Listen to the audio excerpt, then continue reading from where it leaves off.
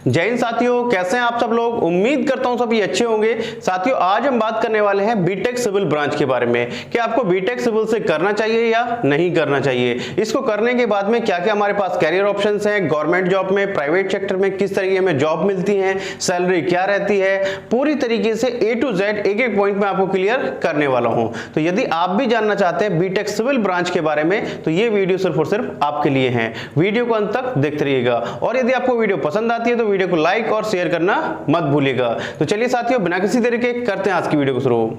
साथियों, वीडियो शुरू करने से पहले मैं आपसे कहूंगा, यदि आप इस चैनल पर नए हैं सबसे पहले चैनल को सब्सक्राइब कर लीजिए और बेल आइकन को प्रेस कर लीजिएगा, क्योंकि मैं आपके लिए इसी तरीके की इंफॉर्मेशन वीडियो लाता रहता हूं। तो सबसे पहले हम बात करते हैं बीटेक सिविल ब्रांच के बारे में, कुछ इसके बेसिक जो रूल रेगुलेशन है उनके बारे में। तो सबसे पहले हम बात करते हैं भाई इसकी कोर्स ड्यूरेशन क्या होती है। तो लगभग सभी को पता होगा कोर्स ड्यूरेशन जो होती है हमारी वो कितनी होती है भाई, इसकी 4 ईयर का हमारा ये कोर्स है। 4 ईयर का कोर्स है।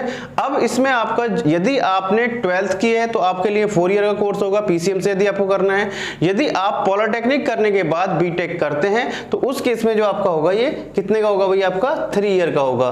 कितने का होगा भाई, आपका 3 ईयर का कोर्स होता है पॉलिटेक्निक। वहां पर आपको लेटरल एंट्री मिल जाती है, या तो आपने पॉलिटेक्निक किया हो या आप बीएससी के बाद भी बीटेक कर सकते हैं, तो 1 साल की आपको लेटरल एंट्री मिल जाती है। अब इसके बाद में बात करते हैं इसके एलिजिबिलिटी क्राइटेरिया की।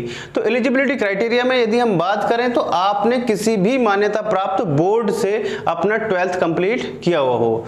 12th में आपके पास में पीसीएम होना अनिवार्य है, तभी आप बीटेक कर सकते हैं। पीसीएम बोले तो फिजिक्स, केमिस्ट्री, मैथ, ये सब्जेक्ट आपके पास 3 होने कंपलसरी है। इसके बाद में इन 3 सब्जेक्ट के बाद में आपके पास और 2 सब्जेक्ट कोई भी हो सकते हैं और इनमें आपका 45% आपका होना अनिवार्य है, यानी कि मिनिमम जो आपका चाहिए 45% आपका होना चाहिए। इसके अलावा जो अलग अलग यूनिवर्सिटीज हैं उन्होंने अपने अलग अलग क्राइटेरिया बनाए हुए हैं कि हम 50% से कम नहीं लेंगे, हम 70% से कम नहीं लेंगे। वो चीजें अलग हो गई हैं। जो नॉर्मल क्राइटेरिया है आपका 12th में 45% होना अनिवार्य है।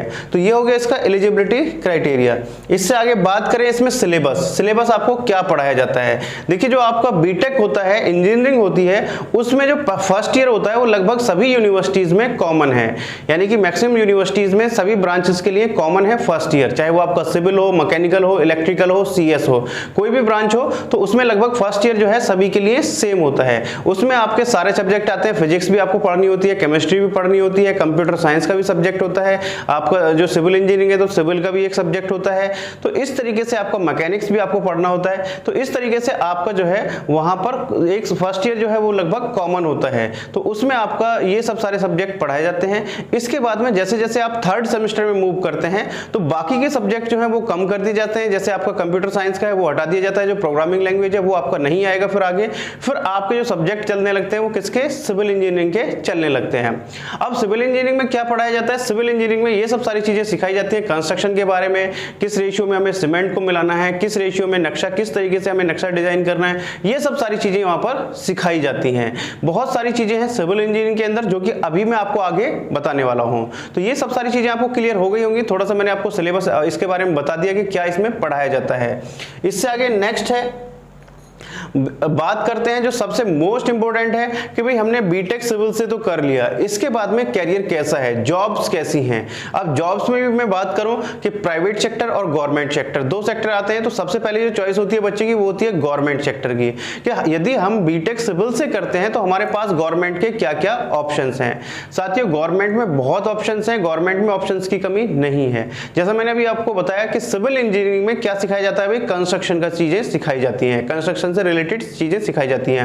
अब उसमें भी बहुत सारी चीजें होती हैं। आपको नक्शा डिजाइन करना है, आप जो है उसमें नक्शा डिजाइन कर रहे हैं, आप जो वहां पर टेस्टिंग के लिए हैं, तो बहुत सारी चीजें इसमें हैं। यानी कि आपके लिए गवर्नमेंट सेक्टर की यदि मैं बात करूं तो गवर्नमेंट सेक्टर में हम रेलवे की बात करें तो जैसे रेलवे में आपके पुल बनते हैं, ये सब सारी चीजें बनती हैं, तो उनको कौन बनाते हैं, सिविल इंजीनियर बनाते हैं। गवर्नमेंट के जितने भी फ्लैट बनते हैं, गवर्नमेंट की जितनी भी स्कीम होती है, हाउसिंग स्कीम होती है, ये सब सारी चीजें कौन डिजाइन करता है, सब सिविल इंजीनियरिंग डिजाइन डिजाइन करते हैं और उनको कौन कंस्ट्रक्शन करता है, यानी कि सिविल इंजीनियर के द्वारा वो गाइड की जाती हैं। बहुत सारी चीजें इसमें, यानी कि बहुत सारी वैकेंसीज हैं, चाहे हम डीडीए की बात करें, जीडीए की बात करें, सेंट्रल गवर्नमेंट में जितनी भी वैकेंसीज आती हैं सिविल इंजीनियरिंग में यानी कंस्ट्रक्शन की लाइन में, तो उनको सिर्फ और सिर्फ कौन फिल कर सकते हैं, जिन्होंने बीटेक सीएस से किया हुआ हो। तो आप समझ गए होंगे गवर्नमेंट में बहुत सारे ऑप्शंस हैं, रेलवे में है, एनएचआई में है, यानी कि जो नेशनल हाईवे बनते हैं, तो ये सब सारी चीजें किसके अंडर में आती हैं, आपके जो सिविल इंजीनियर के अंडर में आती है। इनको कौन बनाता है, सिविल इंजीनियर बनाता है। गवर्नमेंट में काफी अच्छे ऑप्शंस हैं। अब यदि हम बात करें प्राइवेट सेक्टर की, तो प्राइवेट सेक्टर में भी काफी ऑप्शंस हैं। प्राइवेट सेक्टर में बात करें, जितने भी आपके फ्लैट बन रहे हैं आपका, चाहे वो आदित्य बिरला ग्रुप के हों, चाहे वो आपका बहुत सारी कंपनीज हैं, अलग अलग कंपनीज हैं, तो उनके जितने भी आपके गॉड होम हो, बहुत सारे मतलब अलग अलग ब्रांड के जितने भी आप देख रहे हैं फ्लैट बन रहे हैं, बहुत सारी बिल्डिंगें बन रही हैं, जितनी भी बिल्डिंग बन रहे हैं, मॉल बन रहे हैं, कॉम्प्लेक्स बन रहे हैं, तो वो सब कौन डिजाइन करता है, कौन बनाता है, उनको सिविल इंजीनियर बनाते हैं। सिविल इंजीनियर बनाने का मतलब क्या है भाई, सिविल इंजीनियर ने गाइड कर दिया, काम तो लेबर ने करना है, तो बताना किसको होता है, वो सिविल इंजीनियर को करना होता है। गाइड किसको करना है, सिविल इंजीनियर करना है। जाके साइट पे भी विजिट करना होता है, साइट पे भी ये देखना होता है भाई जो आप लेबर काम कर रही है वो सही तरीके से कर रही है या नहीं कर रही है, सरिया जो है किस टाइप से लगा रही है, जो सीमेंट और जो बालू का जो रेशियो है वो किस तरीके से है, तो ये सब सारी चीजें जो देखता है वो कौन देखता है, सिविल इंजीनियर देखता है। तो वैकेंसी ठीक है, अच्छी खासी वैकेंसीज हैं, कभी भी इसमें जो है स्कोप जो है कम होने वाला नहीं है। लोग कहते हैं कि इसमें जॉब नहीं मिलती है, देखिए जॉब कब मिलती है वो डिपेंड करता है हमारे ऊपर कि हमने किस कॉलेज यूनिवर्सिटी से अपना जो है बीटेक किया है या कोई भी कोर्स किया है जिस भी फील्ड में आप कर रहे हैं। दूसरा है कि आपके अंदर क्या टैलेंट है, आपके अंदर क्या क्षमताएं हैं, वो डिपेंड करता है आपके ऊपर। तो जॉब की कमी नहीं है, सिविल इंजीनियरिंग में जॉब काफी है। अब इससे आगे बात करते हैं, मैंने आपको गवर्नमेंट सेक्टर, प्राइवेट सेक्टर के ऑप्शंस बता दिए हैं। इससे आगे नेक्स्ट है आपका भाई कैरियर आफ्टर बीटेक सिविल, यानी कि बीटेक सिविल से कर लिया आपने, उसके बाद में कैरियर कैसा है, तो इसके बारे में मैं ऑलरेडी डिस्कस आपसे कर चुका हूं। कैरियर अच्छा खासा है, ठीक है कैरियर, इसमें किसी भी टाइप की यानी कि प्रॉब्लम नहीं है। जॉब वैकेंसीज काफी है, जॉब के लिए आपको परेशान होना नहीं पड़ेगा। बहुत सारे हॉस्पिटल्स बन रहे हैं, मॉल्स बन रहे हैं, बहुत सब सारी चीजें हैं, तो इनको सबको कौन देखरेख करता है, कौन सबको गाइड करता है, सब सिविल इंजीनियर करते हैं। इससे आगे नेक्स्ट है भी आपका कि इसको करने के लिए बेस्ट कॉलेज और यूनिवर्सिटीज कौन कौन सी हैं। तो साथियों सबसे पहले जो नाम आता है बीटेक के लिए, यदि इंजीनियरिंग की हम बात करें तो वो आता है सबसे पहले आपका आईआईटीज का।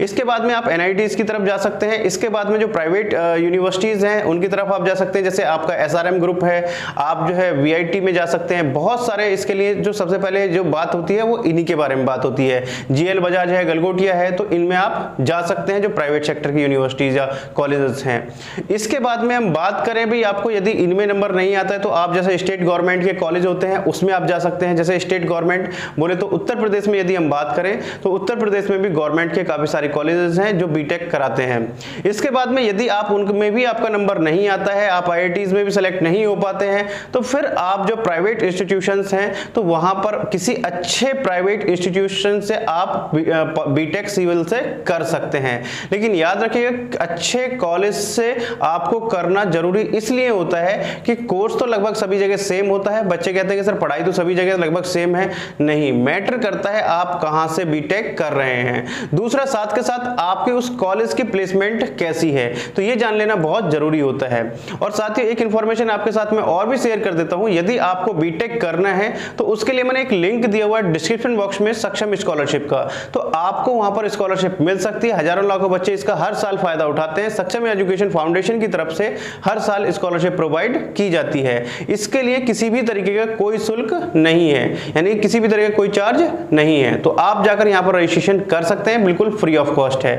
तो साथियों ऑलमोस्ट मैंने सब सारी चीजें आपको क्लियर कर दी हैं। इसको करने के लिए फीस कितनी लगती है तो वो भी कॉलेज और यूनिवर्सिटी के ऊपर डिपेंड करता है। लगभग जो अगर हम बात करें एवरेज कॉलेजों की तो उनकी जो फीस है 1 लाख रुपए से लेकर और 1.5 लाख 2 लाख रुपए पर ईयर तक फीस रहती है।